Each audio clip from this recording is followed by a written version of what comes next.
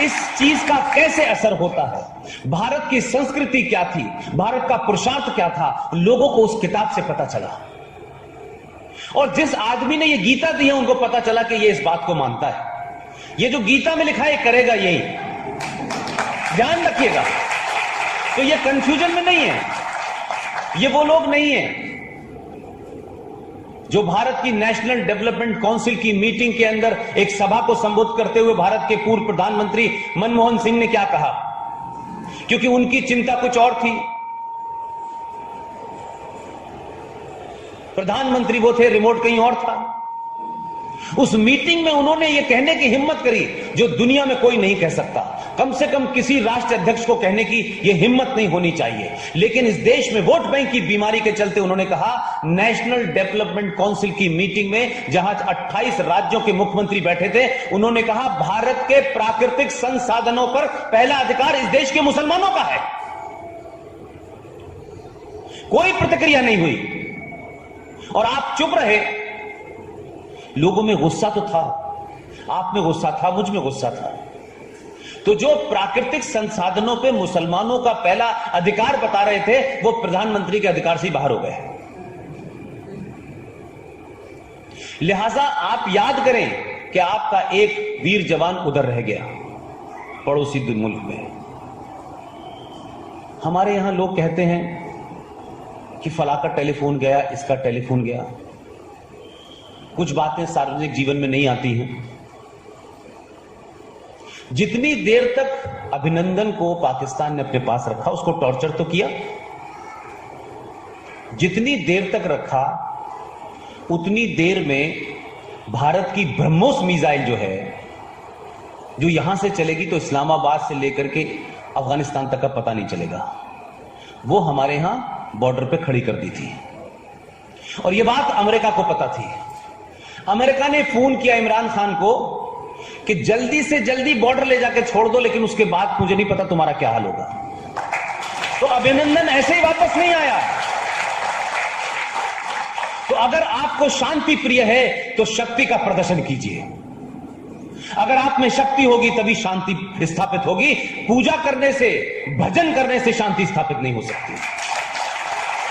आपको अपने घर में शांति स्थापित करनी है तो भजन करिए, लेकिन देश में शांति स्थापित करनी है तो शक्ति का प्रदर्शन करिए। शक्ति से दुनिया आपको मानती है, इसलिए अगर आप कमजोर होंगे तो कोई आपकी बात को नहीं मानेगा। लिहाजा आपको आपके लोगों की सरकारों ने भी मूर्ख बनाया, और आपने जब शक्ति का प्रदर्शन किया तो आज क्या हालत है कि 2014 से ज्यादा बड़ा मैंडेट दिया है। उसका कारण क्या है कि हम लोगों को बहुत आदत है इस बात की, ये हमारे समाज की कमियां हैं। और ये शायद बात मैं यहां बैठ के कह सकता हूं कि आप सुन सकते हैं और मेरी बात से नाराज नहीं होंगे। हम अपने समाज में अगर कोई पीछे छूट जाता है, किन्हीं कारणों से छूट जाता है, तो हम उसका साथ छोड़ देते हैं,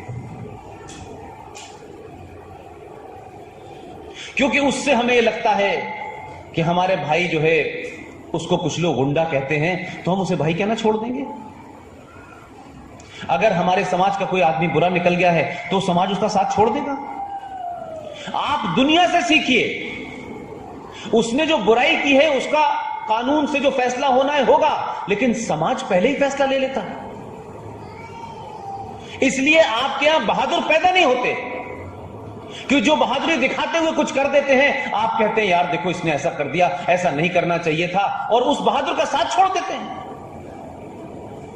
और दूसरे लोग अपने गुंडे, बदमाश, माफिया, डॉन सबको अपना भाई कहते हैं। इसलिए वो जो अगर आतंकवादी भी होता है तो भी भाई है, माफिया डॉन है तो भी भाई है, और भाई की लोग मदद करते हैं और भाई उनकी मदद करता है, और उसी भाई की मदद से हमारे मुंबई की इंडस्ट्री चल रही है और कुछ खान ब्रदर पैदा हो गए हैं। किसको किसकी मदद कब करनी है।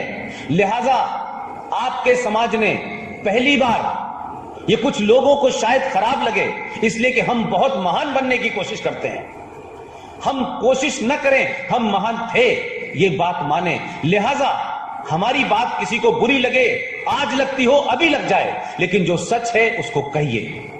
और आपने क्या कहा? आपने 2019 में जिस एक महिला को इस पूरे देश में सबने कहा ये हिंदू आतंकवाद का चेहरा है, और जिन्होंने हिंदू आतंकवाद को क्रिएट किया, उन लोगों ने बहुत सोच समझ के दो काम किए। भारतीय समाज की आस्था इस गेरुए वस्त्र पर है। जो ये धारण कर लेता, हम ये मानते हैं वो आदमी पवित्र होगा, झूठ नहीं होगा, छल होगा, कपटी नहीं होगा।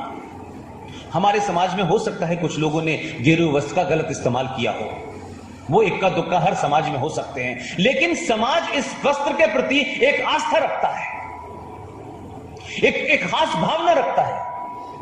ऐसे ही हमारे देश में एक वस्त्र है जिसे जो भी पहन लेता है, हम नहीं पूछते तेरा नाम क्या है, जब वो पहन लेता है तो वो फौजी होता है सिर्फ। और उस फौजी के प्रति हमारी आस्था ये होती है कि ये कुछ भी करेगा लेकिन हमारा अहित नहीं होने देगा, ये अपनी जान लगा देगा लेकिन देश को बचाएगा। इन दो चीजों को हिंदू आतंकवाद की थ्योरी जिन्होंने गढ़ी थी, उन्होंने तय किया कि साध्वी प्रज्ञा जो है गेरुए वस्त्र में है, और फौजी कर्नल पुरोहित जिसको फंसाया गया वो एक फौजी था, ताकि इस समाज की मेजॉरिटी का इन दो चीजों से आस्था हट जाए, विश्वास हट जाए, और वो अपनी फौज और अपने इस गेरुआ वस्त्र के ऊपर शक करने लगे। ये कोशिश थी उसकी पूरी, और कोई कोशिश नहीं थी। वो तो तुकाराम अगर ना मारता उसको, 25 गोली खाने के बाद जिसने कसाब को जिंदा पकड़ा, उसी ने बताया ना कि कसाब के हाथ में कलेवा बंध रहा था। तो आप कह सकते हैं कि पाकिस्तान ने बाकायदा एक थ्योरी क्रिएट की, और ये तो उस दौर की बात है जब मैं पाकिस्तान आता जाता बहुत था। लेकिन इस थ्योरी को अंजाम देने के लिए भारत में हमारे बीच में बैठे हुए गद्दारों ने ही ये दिया ना कि आप कलेवा बांध दीजिए, हम हिंदू आतंकवाद की थ्योरी को फ्लोट करेंगे। तत्कालिक मुश्किल से मात्र 2 महीने के अंदर एक किताब भी लिख दी गई, 26/11 आरएसएस की साजिश के नाम से किताब लिखी गई, बांट दी गई, बड़े बड़े एक्टर चले गए, बड़े बड़े राइटर उसमें चले गए। लेकिन तुकाराम को यह देश कभी उसका कर्ज नहीं चुका सकता। अगर वो न मारा जाता और अगर वो न पकड़ता तो हिंदू आतंकवाद की थ्योरी 100% सत्य कर दी जाती इस देश के अंदर। लेकिन इस देश की अदालतों ने, कमाल की अदालत है ये, कमाल की अदालत है, लुधियाना जालंधर में एक बिशप 5 नन्स के साथ रेप करता है। वो सार्वजनिक आकर टेलीविजन पे बताते हैं, लेकिन क्या नेटवर्क है यहां से लेकर वेटिकन तक, क्या नेटवर्क है भाई, इसका अंदाजा ही नहीं है आपको। 24 घंटे में जमानत मिल जाती है उसको, 24 घंटे में। लेकिन इसी देश में एक महिला को हिंदू आतंकवाद के नाम पे आपने पकड़ा, चलिए पकड़ लिया। भारत की किसी अदालत ने यह नहीं पूछा कि इसको 9 साल हो गए, इस पे आपने चार्जशीट तक दाखिल नहीं की है, लेकिन आपने इसको जेल में रखा हुआ और टॉर्चर कर रहे हैं। कौन से भारत के कानून के तहत आपने 9 साल उस पर चार्जशीट नहीं की और उसको आपने टॉर्चर किया और उसकी रीढ़ की हड्डी तक तोड़ दिया आपने? लेकिन हम चुप रहे। लेकिन बदलाव क्या हुआ? बदलाव यह हुआ कि जो आपको पॉलिटिकल करेक्ट होने की बीमारी थी कि लोग क्या कहेंगे, हमारे बारे में क्या सोचेंगे, यह सिर्फ हमारे समाज को बीमारी है। आपको क्या अच्छा लगता है वो खाइए, आपको जो अच्छा लगता है वो पहनिए, लोग क्या सोचेंगे यार? लोग कौन है? मैं लोगों के लिए नहीं जी रहा भाई, मैं अपने लिए जी रहा हूं। अगर मुझे कुछ पहनने में सुख मिलता है तो मैं पहनूंगा, लोग कुछ भी कहते हैं। लोगों का क्या है, लोग तो कुछ भी कहते हैं। लोग तो इस देश में भगवान राम के ऊपर, सीता जी के ऊपर भी सवाल उठाते हैं, तो उससे कोई फर्क पड़ जाता है क्या? लोग क्या कहेंगे और पॉलिटिकल करेक्ट ना होने की आपने मानसिकता के चलते बहुत कुछ खोया है। और जब बदला तो क्या बदला? यह बदला कि 2019 में आपने बिना किसी लाग लपेट के जब पूरे देश के अंदर यह माहौल बन गया तो लोगों को लगा, और जो लोग सत्ता चलाने वाले लोग थे, जो पार्टी चलाने वाले लोग थे, उनको लगा कि देश जो है इसके साथ खड़ा है, इसके साथ नहीं खड़ा है।